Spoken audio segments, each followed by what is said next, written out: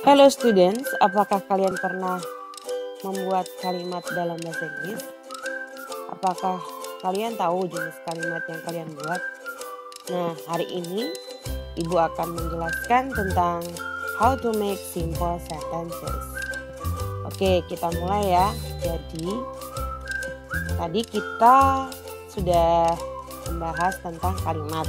Nah, dalam bahasa Inggris ada dikenal dengan tenses atau bentuk waktu. Nah, di sini materinya adalah simple present tense. Bentuk waktu atau tenses ini dalam bahasa Indonesia tidak ada, tetapi dalam bahasa Inggris ada.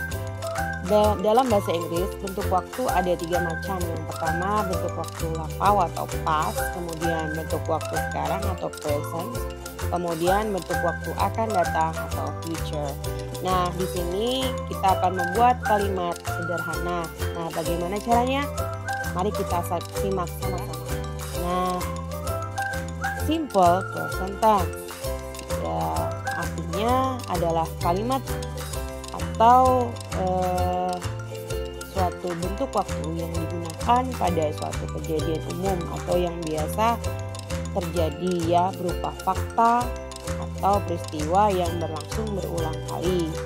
Dalam arti di sini bisa menjadi kebiasaan dari kita ya. Kemudian nah, di sini ada beberapa contoh dari kalimat simple present tense. Yang pertama adalah the sun rises from the east. Jadi di sini artinya matahari terbit dari timur. Kemudian my father takes a bath twice a day. Ayahku mandi 2 kali sehari. Kalimat pertama merupakan fakta ya, atau hal yang biasa kita lihat. Kemudian yang kedua adalah kebiasaan. Ayah saya mandi 2 kali.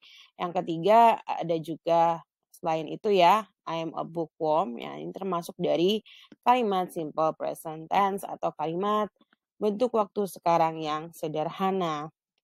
Nah, selanjutnya, dalam membuat kalimat tentu saja ada aturan atau tata cara. Di sini saya menjelaskan tentang susunan dari pola kalimat simple present tense.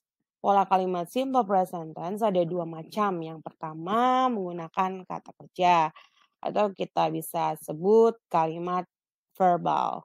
Sebenarnya kalimat simple present tense adalah kalimat yang mudah ya, gampang. Nanti kita pasti membuatnya bisa ya. Nah, pola kalimatnya itu dimulai dari subjek. Subjek itu apa? Subjek itu orang ya, manusia, bisa hewan juga. Nah, bisa juga subjek ini berupa kata ganti orang atau pronoun. Kemudian verb adalah kata kerja. Di sini menggunakan kata kerja pertama. Nah, kita tahu sendiri kata kerja adalah semua kalimat yang dilakukan oleh bagian tubuh kita. Ya, misalnya saja tangan. Tangan contohnya menulis, kemudian memegang, kemudian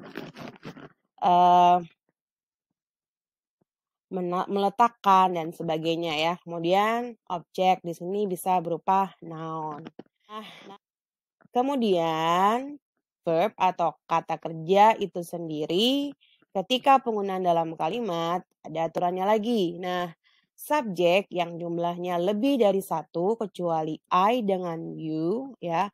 Lebih dari 1 ini jumlahnya ya. I itu saya, kemudian you kamu. Nah, ini pengecualian. Maka kata kerjanya tidak perlu ditambahkan s. Sedangkan subjek yang jumlahnya 1, maka kata kerjanya ditambahkan s atau s. Nah, misalnya namanya 1 ya, David di sini. Nah, maka kata kerjanya ada tambahan s atau s. Kalau misalnya David dan Ana, maka kata kerjanya yang dipakai adalah kata kerja tanpa tambahan apapun. Seperti itu. Nah, kemudian saya akan berikan contohnya di sini. Yang pertama adalah Mr. Andi cooks lunch every day. Pak Andi memasak makan siang setiap hari. Yang kedua, he goes jogging around the hospital. Dia berlari pagi sekitar atau sekeliling rumah sakit ya. Kemudian yang terakhir, they eat pizza together after school. Mereka makan pizza bersama-sama setelah pulang dari sekolah. Nah, itu adalah contoh kalimat verbal atau kalimat yang menggunakan kata kerja. Nah, saya lanjutkan yang kedua, simple present tense bisa juga dalam kalimat non-verbal atau kalimat dengan kata kerja bantu. Apa sih kata kerja bantu? Ya, jika tidak ada kata kerja di kalimat itu, maka kita pakai kata kerja bantu. Di sini adalah to be. Nah, pola kalimatnya itu subjek, kemudian to be. To be yang dipakai adalah am, is, are. Nah, kemudian ditambah dengan komplement. Komplement ini tambahan yang berupa adjektif. Adjektif ini adalah kata sifat, kemudian adverb of place, keterangan tempat, dan noun, kata benda. Contohnya, oke, nah di sini ada 3. They are in the classroom. Mereka ada di kelas. Yang kedua, Mrs. Rina is a doctor at Nusa Hospital. Bu Rina adalah seorang dokter di rumah sakit Nusa. Yang ketiga, he is very happy. Dia sangat bahagia. Itulah contoh kalimat non-verbal. Oke, ya it's time to quiz. Ya di sini ada beberapa soal ya. Nanti akan saya berikan berupa LKPD, lembar kerja peserta didik. Nah, kalian kerjakan di situ. Di sini diminta adalah complete the sentences. Lengkapi kalimat ya berikut dengan benar. Nah, nanti akan saya berikan one by one ya. Nah, selanjutnya bagian refleksi.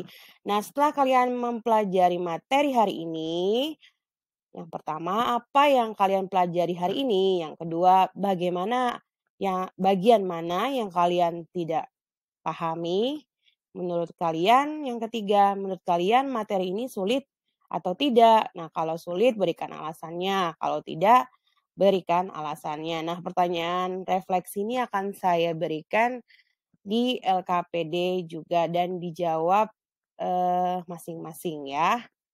Oke. Nah, kita sudah sampai di akhir video hari ini. Terima kasih, sampai jumpa in the next video. Goodbye, see you.